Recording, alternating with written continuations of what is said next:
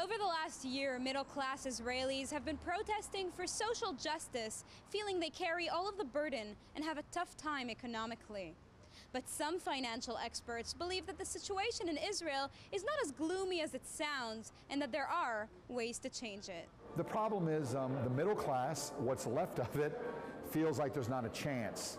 Poor people feel that they can't make money, they can't buy a home, there's not opportunity, and people are frustrated. And a lot of it's real, and a lot of it is perception. So that's the problem. The real question is, what's the solution? And the solution I always ask is, what can I do about it? Robert Shemin, a Jewish multimillionaire real estate guru and a New York Times best-selling author on how to become rich, arrived to Israel from the U.S. with a goal to consult and motivate Israelis. You put the money in your pocket, you make the profit. But when do you really make all the money? So the first step is to change your attitude and say, I am wealthy. Maybe I'm not where I want to be, but I've got a house, somewhere to live, I've got some food, I've got water, I've got health, I've got access to some health care. Compared to 90% of the world, I am rich. And number two is, what does it mean for you to be rich? How much do you need? We set a goal and then say, let's make a plan to get there. An extra job, or starting your own business part-time, taking your hobby and making it into a business. Start saving and investing even though you feel you can't. Over time, you can create wealth. 90% of multimillionaires in Israel and all over the world started with less than $1,000. And if they can do it, there's a way to do it if you want to. If you don't want to, it won't happen. This is for everybody in the room. Shemin believes that the problem stems in education and has come up with a plan of his own. There's not much financial education. I know no one taught me. How to make money, how to save money, how to buy a house. So I thought I never could. I was broke. I didn't know how to make money. All I had was debt. I blamed everybody, the government, the banks, my parents, for all my problems. And someone taught me how to become wealthy, starting from zero or less than zero.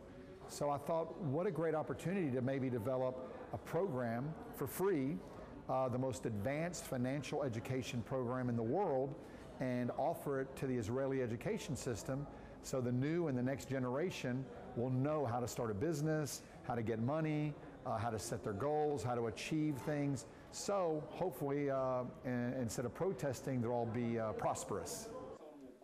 In addition to giving workshops on real estate, business development and investments, Shemin will be meeting with Israeli members of Knesset and ministers over the next few days, including officials in the educational ministry, in order to promote his vision of a better financial education for high school students. School in Israel, we teach biology and we teach math and we teach English, but we don't teach tools how to succeed. We don't teach economical ways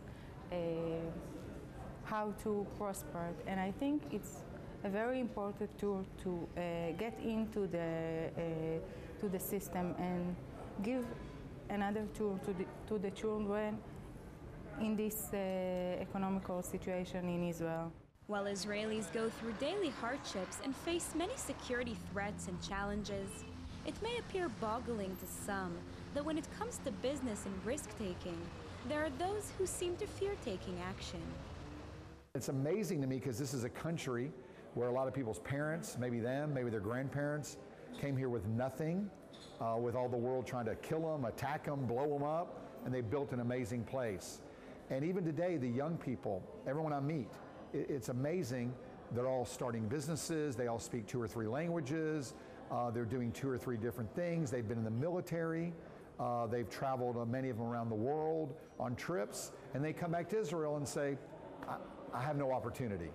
And I'm like, are you kidding? And the other thing is the statistics. The rest of the world's in a financial crisis, and Israel did not have a real financial crisis. The good news is Israelis like to complain, and the bad news is Israelis like to complain. But it's a good thing, because if they weren't complaining, they wouldn't make it better. And so it appears that an overachieving trait, as Shemin insinuates, may be what ultimately drives Israelis forward. For JN1, I'm Sivan Raviv, Israel.